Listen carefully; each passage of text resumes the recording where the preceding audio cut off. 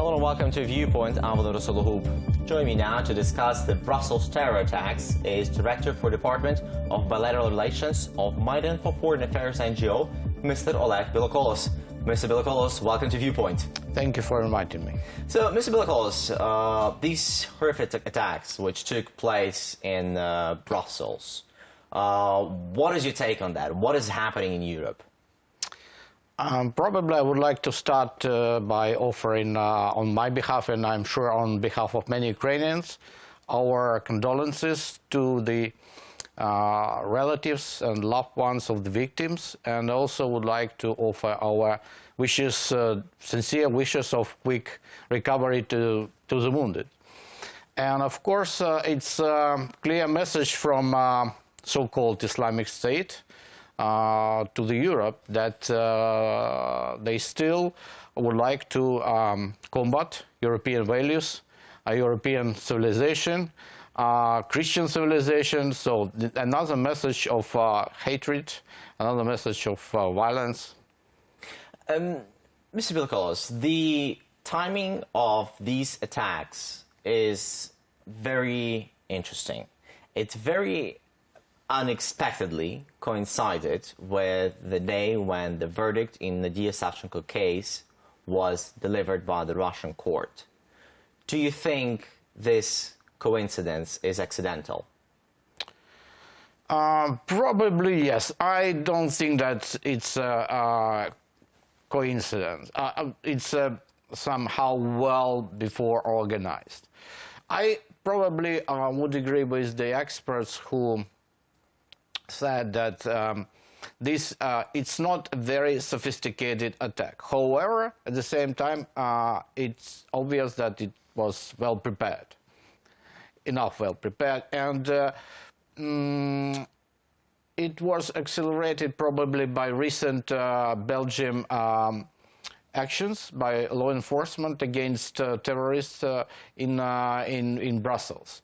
So kind of retaliation, again, so to show that IS jihadist cells in Europe, they are still active and they still could cause violence and damage. Well, without going into specifics and speculation whether there is the so-called Russian trace behind these attacks or not, would you agree that these attacks, these terror attacks in Brussels, the November attacks in Paris, are beneficial to Russia?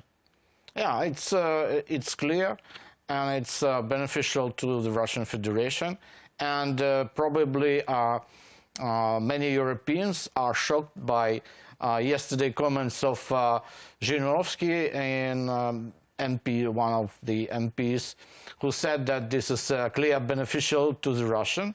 And so they even admitted. They even admitted yes, on live TV. Yes, and I would like also to emphasize that another prominent Russian politician, Mr. Pushkov, the head of Foreign Policy Committee, who said that these acts happened because there is no close cooperation between intelligence service of the Russian Federation and some European state. So for me, it's implying that the Russian special forces knew about the upcoming attack. Sounds just strange.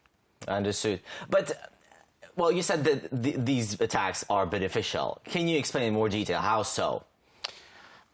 Because it will divert European attention from the situation in Ukraine more towards domestic affairs. That will support right parties, definitely, and as we see these right parties, they are sympathizers of the Russian Federation or personally Mr. Putin. So it's beneficial for the current Russian authorities, and of course it's not beneficial for Ukraine. However, I should also emphasize that for experts, for European public, it should be clear that the so-called European-Russian cooperation inside Syria, combating Islamic State, is useless, because the main threat is in Europe. It's not in Syria. And it's even from MOD, Russia MOD reports, we could understand that there are no any jihadists left in Syria, because each day we heard that they killed hundreds and dozens of them. So for me, it's a situation that for experts, for public, for security service, they should focus inside Europe, inside those cells of Islamists or jihadists, they call themselves. So, and look more inside and find out why so many people, some of them having European passports, hating Christianity, hating liberal values, hating Europe. Mr. Belokolos, now that you mentioned these Russia-Syria campaign, Russia was making airstrikes in Syria. They recently withdrew, but they've done a lot of damage. Do you think that Russia is also now on the radar of the Islamic extremists? Yes, and I'm absolutely agree with you that, of course, after so much what was done by Russian airstrikes in Syria, we saw dozens, hundreds, and even thousands of civilian casualties. It's definitely. But I should stress that with this phase, with this part of the operation, we should agree that Putin gained what he actually was looking for, probably, because now what is that? He has right now. Assad regime survived. Russia has 2 military bases, and the control of the area of the so-called usable Syria. They didn't have an intention to control the whole country, and they didn't have an intention to fight to the end and to destroy Islamic State, so-called. But right now, with this, at least for the moment, they've reached their goals, probably. Yes. I understand. So, should Europe be expecting, well, or be threatened by more terrorist attacks? We've had France, we've had Belgium. Who's next? It's difficult to say. Of course, Europe is so-called attractive target for Islamists and jihadists, because there is infrastructure, energy supplies, and of course Brussels was not an accident, because it's EU headquarters, it's the heart of Europe. NATO headquarters, many European agencies are there, and of course, but they will find out. They will find the most weaker part of Europe and try to probably organize another attack in these weaker parts.